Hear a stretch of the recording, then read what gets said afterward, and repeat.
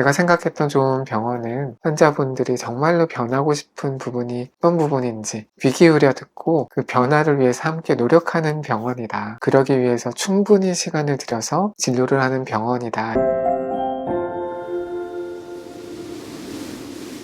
연세 사람의 진료 과정을 좀 소개하려고 합니다. 저는 기본적으로 그 정신과 진료는 마음을 여행하는 거다 이렇게 생각을 하는데, 그래서 이제 홈페이지에서는 치료 여정이다 이런 표현을 쓰기도 했습니다.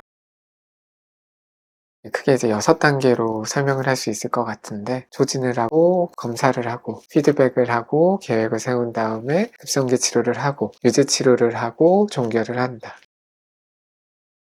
병원에 처음 오시려면 전화나 홈페이지를 통해서 예약을 해주셔야 되고요.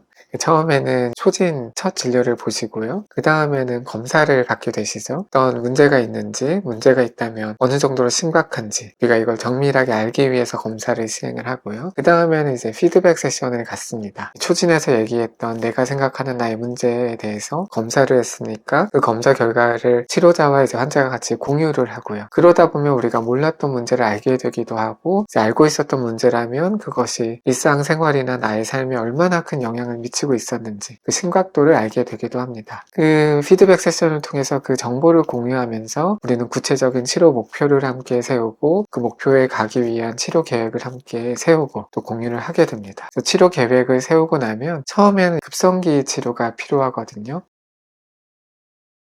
환자분들이 가진 증상들 중에서도 지금 당장 해결이 필요한 그 문제들이 있고, 그 이면에는 원인이 되는 마음의 큰 문제들이 있거든요. 처음에 우리가 집중해야 되는 것은 이 급성기 증상들이죠. 이제 3개월에서 6개월 정도 일주일에 한 번 혹은 2주에 한 번씩 병원에 자주 오시면서 약물과 면담을 통해서 치료하는 과정이고요. 그리고 어느 정도 급성기가 지나갔다, 약을 먹고 얘기를 나누고 나의 병에 대해서 내가 알아가면서 어느 정도 좀 조절이 되어 간다. 그리고 나면 이제 유지치료로 넘어가게 되는데요.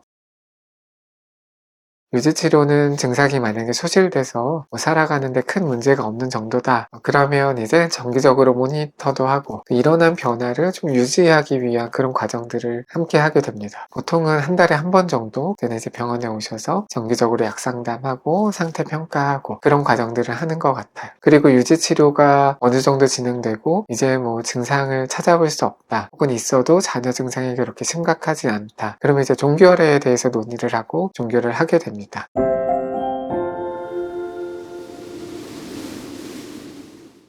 이제 연세 사람에서는 이제 한 가지 프로세스가 더 추가가 되는데요.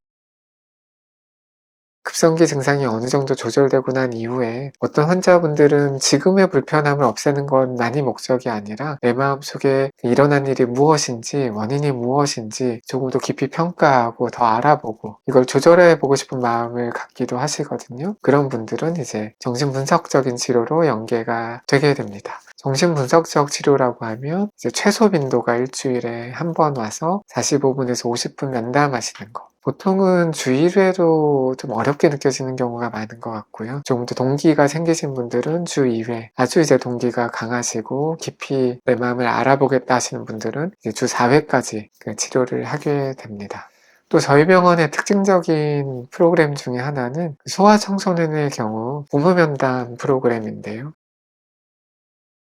보통 이제 아이가 아파서 병원에 간다고 하면 아이하고 면담을 하고 그 다음에 이제 부모님과 또 이어서 면담을 하시는 경우가 많습니다. 근데 이게 단점이 많아요. 시간이 한정되어 있는데 이 마음에 대해 평가한다는 게 뭐 사실은 20분으로는 뭐 어림도 없거든요. 그 20분 중에서 또 아이의 마음 평가하는 거를 뭐 10분, 15분, 부모에게 설명하는 거를 5분, 10분, 이 구조가 사실은 명확하게 뭔가를 평가하고 도움을 드리기에는 충분한 시간이라고 생각이 되지는 않습니다. 그래서 저희가 고안한 방법은 이 아이의 치료 시간과 부모 상담 시간을 분리하자, 그 개념을 가지고 프로그램을 만들었거든요.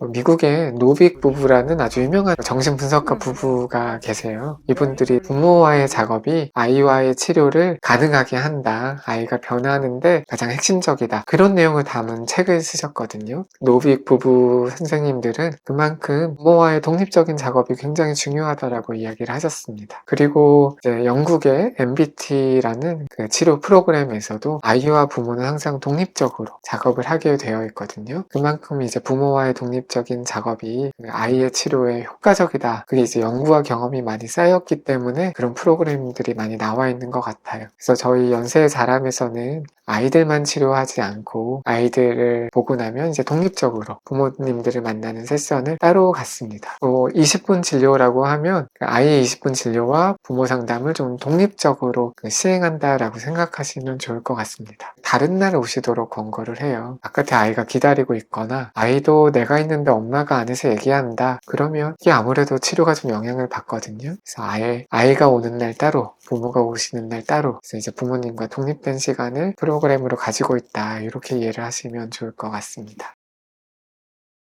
정신과 병원은 오시면 이제 척도라고 부르는데 나에게 어떤 마음의 문제가 있는지 표준화된 검사지들을 통해서 대략적인 것들을 평가를 우선은 합니다. 이게 굉장히 중요한데요. 검사지에 있는 질문들을 정신과 의사가 하나하나 평가한다고 하면 가능하지도 않고 굉장히 시간이 오래 걸리거든요. 이 척도지들은 반드시 필요한 질문들이 표준화돼서 연구를 통해서 다 포함이 되어 있고 저희가 볼 수 있는 거는 어떤 사람이 이 평균의 분포에서 어느 정도 멀리 떨어져 있다. 이것을 이제 저희가 볼 수 있거든요. 그러면 저희가 질문을 빼먹거나 간과할 수 있는 문제들을 잡아낼 수 있거든요. 그 검사를 먼저 받게 되십니다. 지금까지 치료 프로세스에 대해서 제가 설명을 드렸습니다. 마지막으로 저희 병원 위치는요.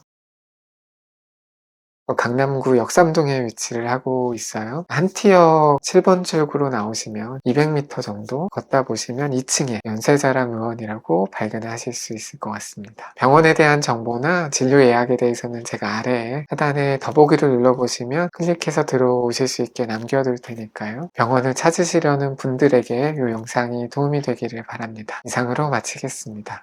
감사합니다.